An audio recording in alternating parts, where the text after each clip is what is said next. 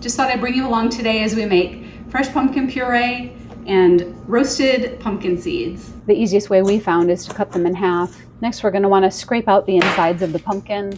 Do your best to scrape out all the fibrous strands. They're very stringy, very sticky. We just scrape it all into one bowl. It can be separated later. After you rinse your pumpkins, you can go ahead and preheat your oven to 350 degrees. Once you get everything scraped out, grab a second bowl that is about half filled with plain water, and then just start separating your seeds from the pulpy insides. I find it's easiest just to grab a chunk of the seeds and almost pinch them between your fingers. Once you've separated all the seeds, take them to the sink. You're going to want to rinse them very well using a strainer or a colander. Swirl them around quite a bit. You're trying to rinse off the pulp and the fibrous strands that were left behind. Once you've rinsed the seeds very well, try to shake off the excess water while they're still in the colander. Then on a large sheet pan, I lay out a couple layers of paper towels, then spread the seeds out evenly on top of the paper towels and allow them to dry for a little bit, soaking up a lot of the excess water.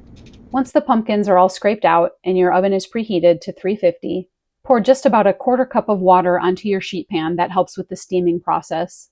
Then you can place your sheet pan into the oven and roast the pumpkins for 50 minutes to about an hour. Once you've removed the pumpkins from the oven, you can let them cool slightly or use a hot pad or washcloth like I did here so that you're able to handle them easier.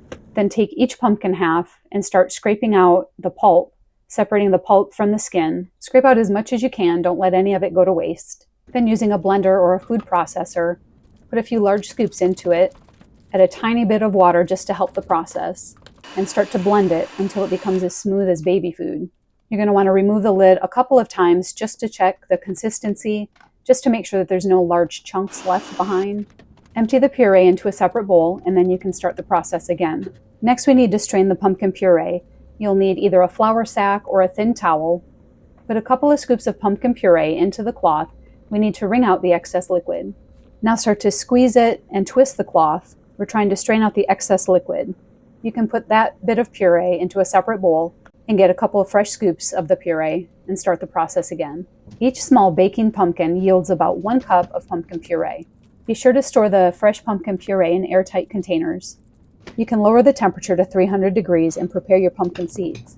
They should be dry enough now. Remove the paper towels and place the pumpkin seeds directly on the baking sheet.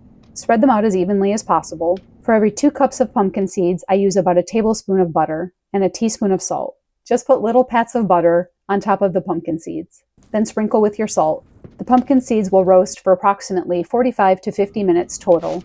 Be sure to stir your pumpkin seeds about every 15 minutes. You know they're done when they're a deep golden brown.